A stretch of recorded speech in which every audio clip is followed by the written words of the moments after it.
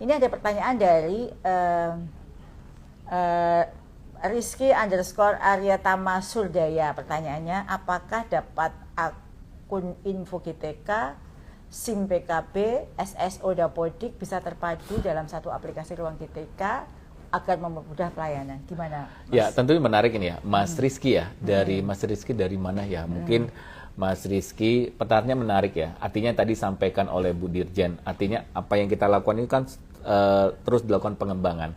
Artinya apakah nanti akun misalkan info GTK, SIM PKB, SSO Dapodik itu bisa terpadu dalam satu aplikasi Ruang GTK? Tentunya bisa gitu. Makanya kita berharap dalam pengembangan Ruang GTK itu mungkin nanti bawa masukan-masukan dari guru, kemudian teman-teman dari Tendik dan sebagainya, ini bisa menjadi bagian evaluasi. Namanya dalam pengembangan sistem itu biasanya ada selalu feedback, Prof. Nunuk ya, ada feedback dan feedback ini menjadi masukan. Biasanya pengembangan produk itu kita menggunakan skema namanya design thinking ya, design thinking yang itu berbasis kebutuhan. Jadi misalkan ada masukan feedback itu menjadi referensi kita untuk melakukan development baru gitu ya. Nah tentu di dalam konteks Ruang GTK harapannya dalam pengembangan sistem kan ada data service platform gitu ya. Kita bicara data ini kita rapikan. Data ini misalkan tadi yang mungkin sebelumnya SIM PKB punya sistem sendiri, kemudian ada PMM sistem sendiri, ini nanti kita integrasikan. Karena pada dasarnya proses integrasi itu yang harus diperbaiki adalah dari sisi datanya.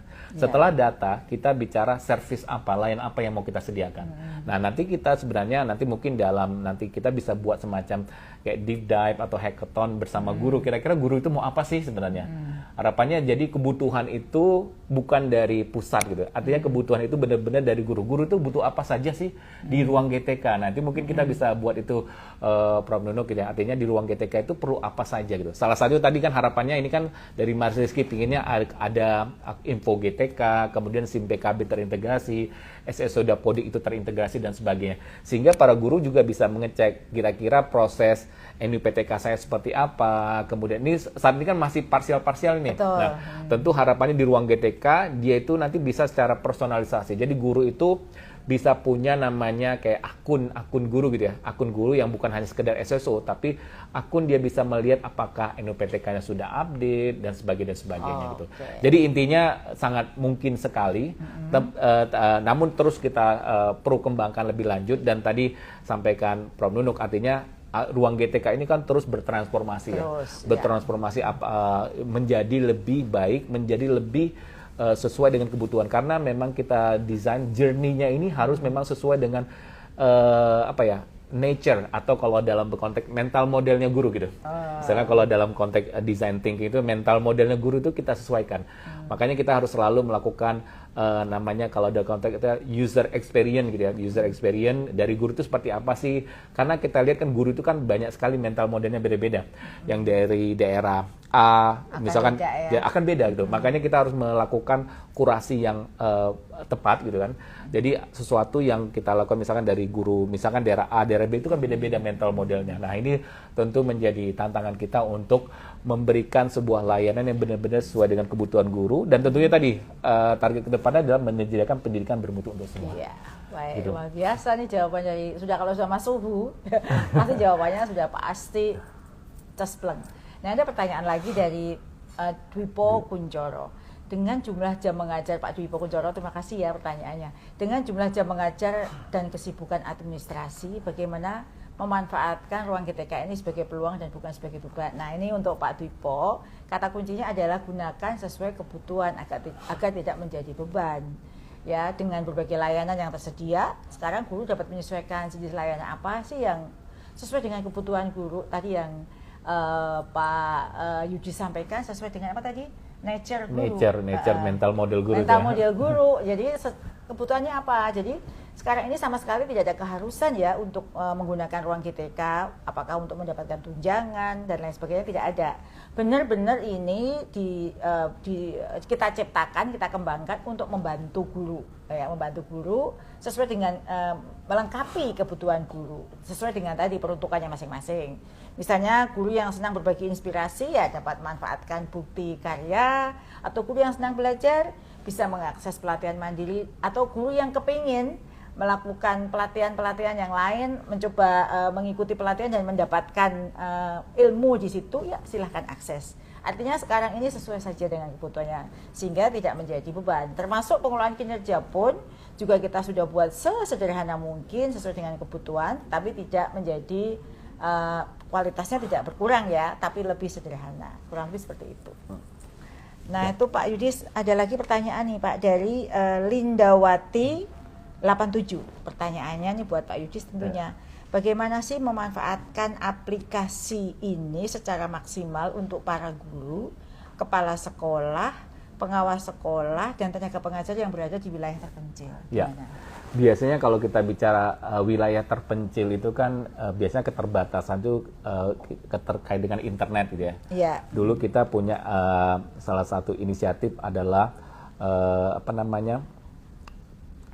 menyediakan ini ya semacam aplikasi awan gitu ya, yang nanti awan penggerak, yang di mana nanti guru bisa istilahnya mendownload, nanti setelah download nanti dia nggak perlu online lagi. Ya. Namun pada dasarnya sebenarnya gini, tentu internet ini menjadi salah satu esensial gitu ya sebagai bagian. Namun ke depan tidak hanya di dalam ruang guru gitu, ada namanya ruang murid. Nah, ruang murid itu ke depan kalau dia itu bisa kita sediakan dalam bentuk plug in gitu ya. Jadi ada konten-konten sumber pembelajaran yang nanti bisa diakses tanpa internet gitu ya. Atau nanti kalau dia sudah download, sudah install aplikasi, nanti kalau dia sudah dibuka itu sudah tinggal di running saja gitu. Itu pertama. Kemudian guru sebenarnya dengan keterbatasan internet gitu ya, mungkin sebelumnya sudah pernah misalkan punya akses internet, guru-guru bisa mencari referensi sumber pembelajaran gitu. Misalkan contoh, saya ingin mengajar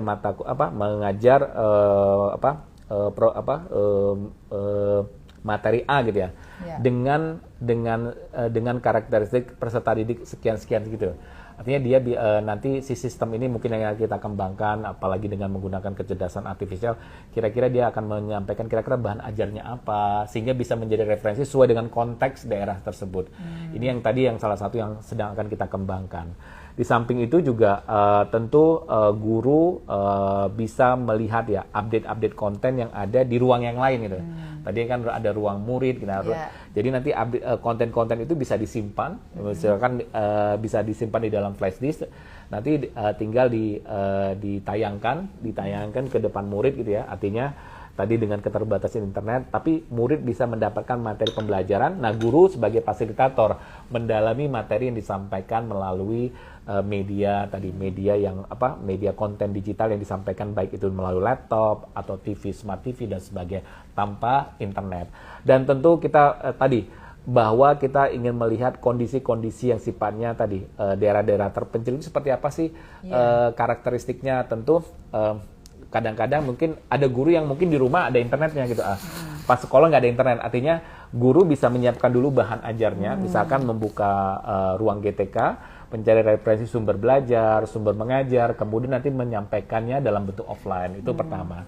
Kemudian nanti dengan adanya hadirnya ruang murid, jadi guru bisa mengambil atau mendownload konten-konten yang ada di ruang murid, atau nanti menampilkan dalam offline mode, kemudian nanti ditampilkan di kelas dan sebagainya, tergantung nanti media yang ada di sana, seperti itu.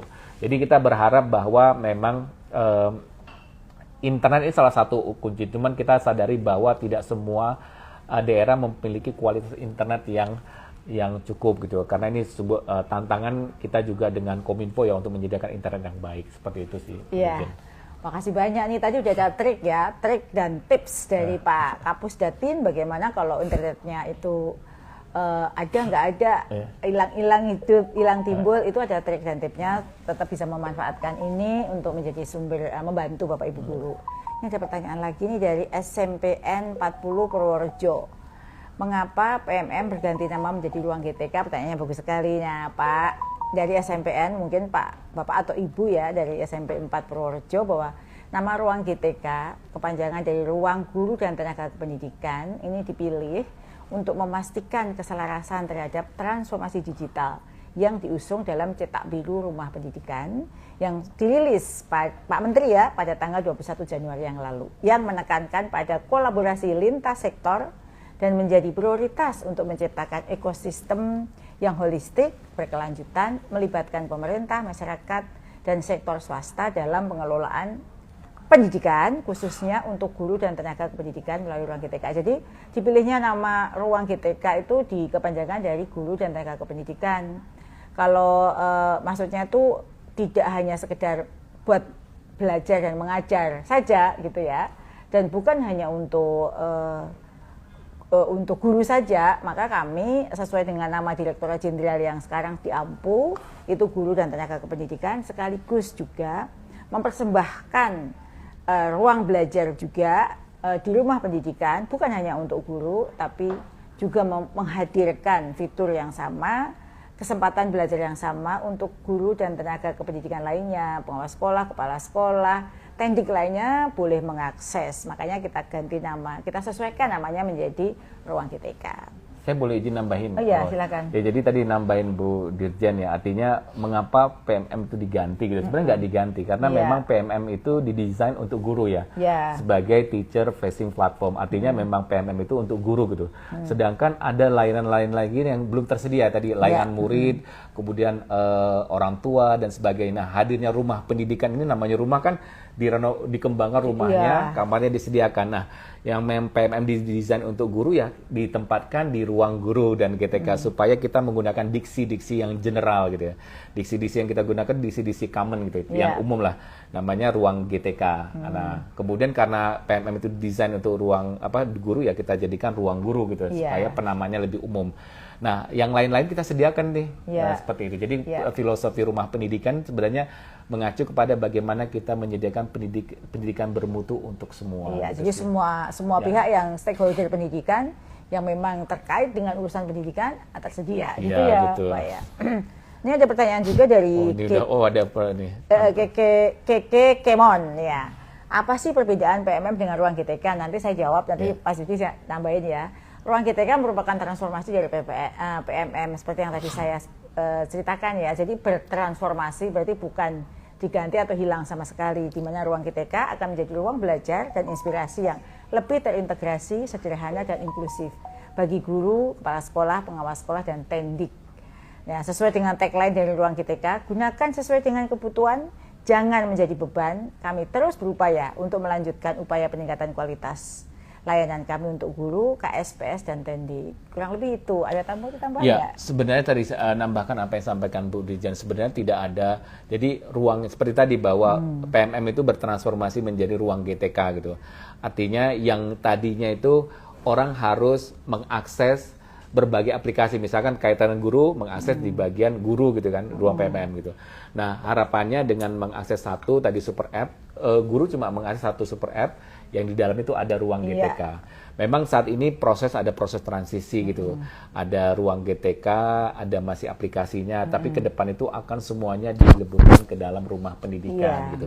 Tapi dalam proses transisi, Bapak Ibu guru sebenarnya cukup mengakses rumah.pendidikan.go.id melalui website, atau kalau mau download melalui Play Store bisa yang Android silakan download. Sedangkan yang untuk iOS lagi proses development, tapi bisa melalui website rumah.pendidikan.go.id. Itu sama saja. Jadi Bapak Ibu yang sudah download aplikasi GTK, kemudian mengakses rumah GTK, itu sama saja gitu.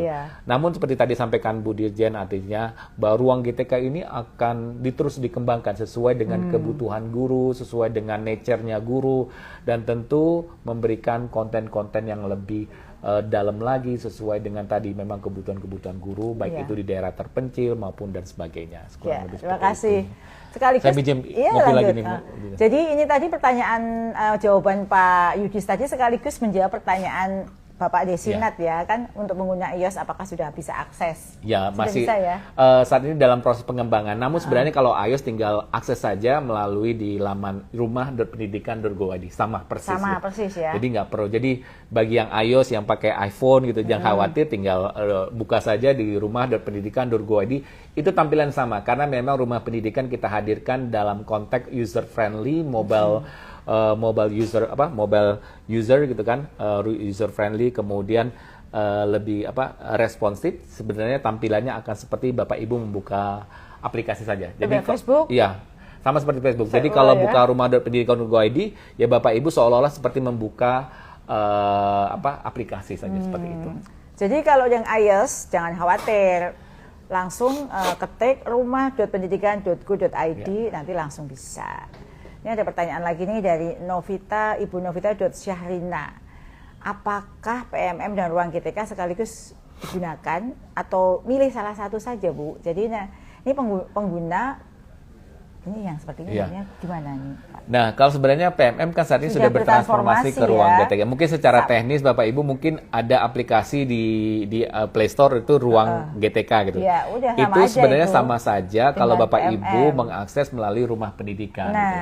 Nanti karena ini proses transformasi, nanti yang aplikasi di ruang GTK itu akan benar-benar pindah secara keseluruhan. Tapi sebenarnya tidak. Jadi kalau PMM saat ini sudah bertransformasi masih menjadi ruang GTK. Artinya Bapak Ibu kalau mengakses ruang GTK sama dengan PMM gitu. Artinya PMM sudah tidak ada lagi ya. Artinya bertransformasi menjadi ruang GTK.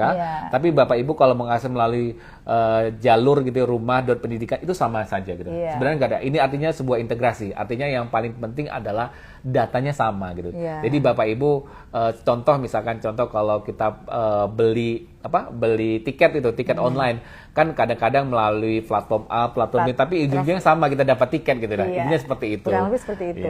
Gitu ya Bu Novita. Jadi sebenarnya tuh ya kan sudah bertransformasi, maka nama PMM sudah tidak ada.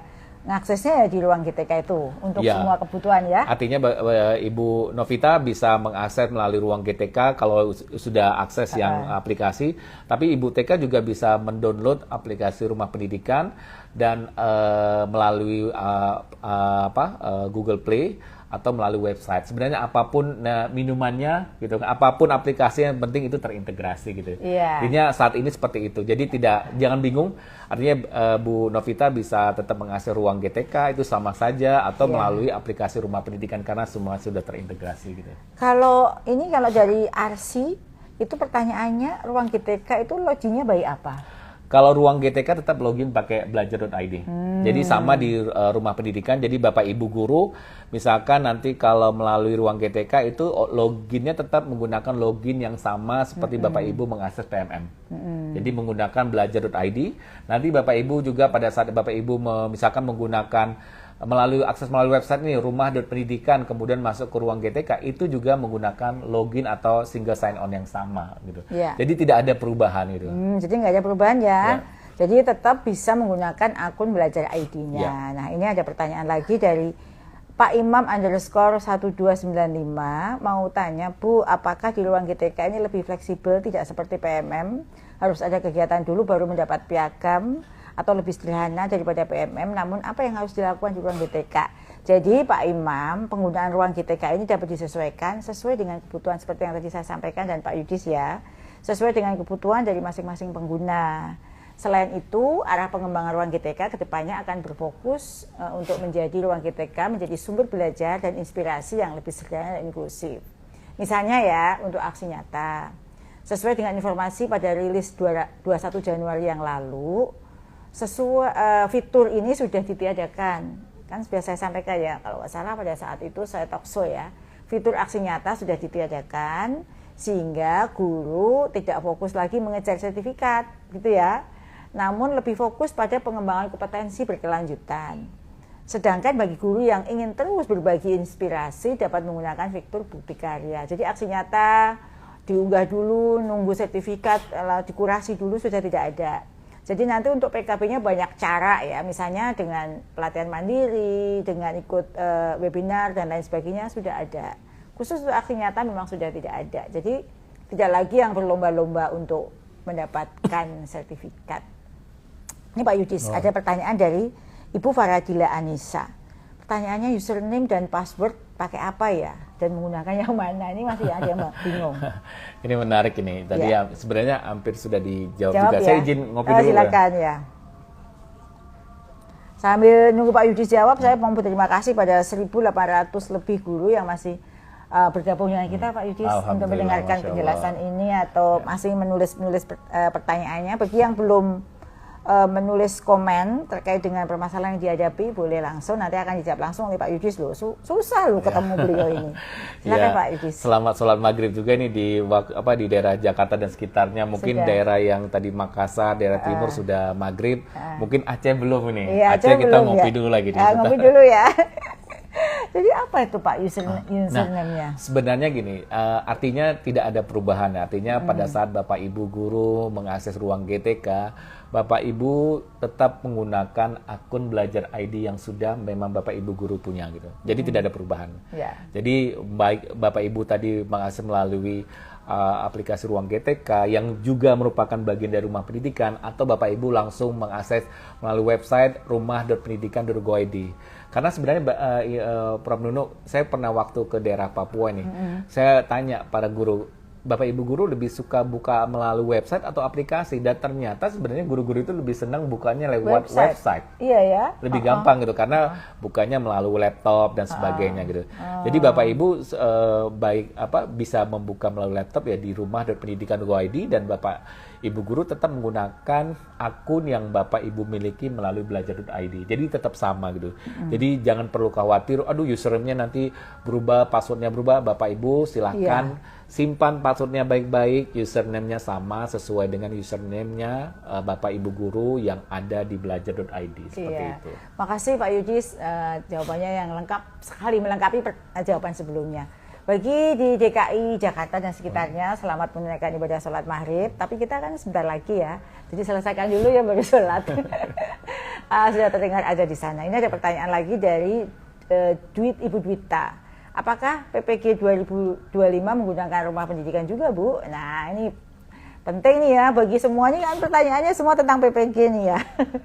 Ya, ini ada pertanyaan tentang PPG, saya jawab juga ya, betul ya, Bu Dwita dan Bapak Ibu semua yang sedang ikut live IG maupun yang sekarang belum menyimak nanti akan melihat rekamannya, bahwa PPG 2025 masih akan dapat diakses di ruang GTK ya, di rumah pendidikan. Jadi salah satu kamar rumah pendidikan di ruang GTK. Nah, di situ begitu masuk nanti akan ada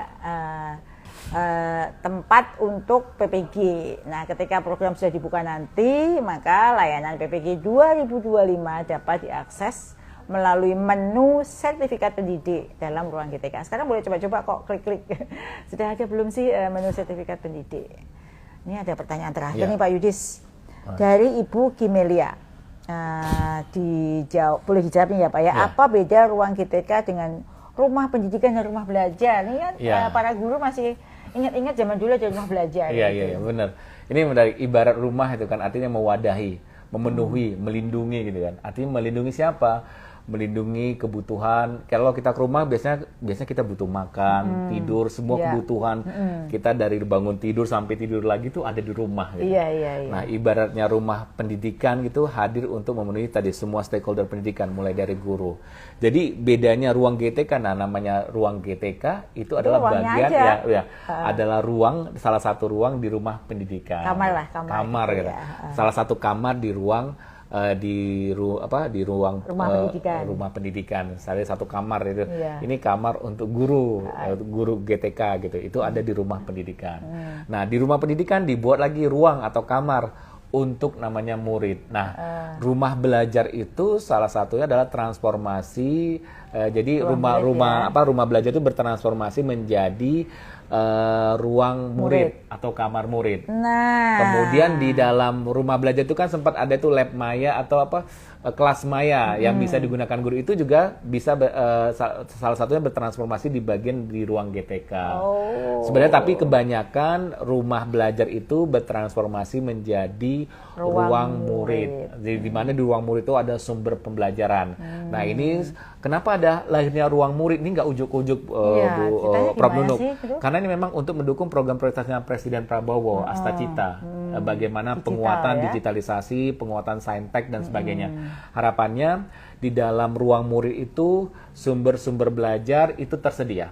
Jadi ibarat kita sebagai orang tua, jadi anak-anak tidak perlu nonton yang aneh-aneh gitu ya, atau nonton YouTube yang nggak bisa kita monitor. Nanti anak-anak tinggal di rumah silahkan membuka ruang murid. Jadi bisa mencari sumber pembelajaran gitu ya. Baik itu nanti dalam bentuk kelas maya, animasi, game dan sebagainya. Jadi seperti itu. Jadi seperti tadi bahwa konsepnya adalah keberlanjutan, pengembangan, bahwa ruang GTK itu adalah salah satu ruang, salah satu kamar di rumah pendidikan, sedangkan rumah belajar itu bertransformasi menjadi salah satu ruang di rumah pendidikan, yaitu ruang murid, seperti itu. Terima kasih Bapak Ibu, Pak, terutama Pak Yudis nih yang membantu saya menjawab dengan sangat cespleng, jadi tidak perlu saya ulang lagi ya. Iya, Bapak Ibu masih bareng saya sore hari ini. Memang ini waktunya sudah Bapak Ibu yang setia menemani saya di sore hari ini, yang benar-benar ingin mendapatkan informasi terkait dengan ruang GTK.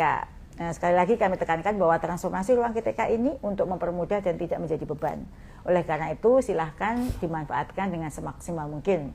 Semoga informasi yang kami sampaikan berdua antara Pak Yudis sebagai Kepala Pusdatin terkait rumah pendidikan dan ruang GTK bisa memberikan semangat dan motivasi untuk terus memanfaatkan ruang GTK ini dan rumah pendidikan dalam mengembangkan kompetensi dan kualitas pembelajaran serta berkontribusi untuk masa depan pendidikan Indonesia.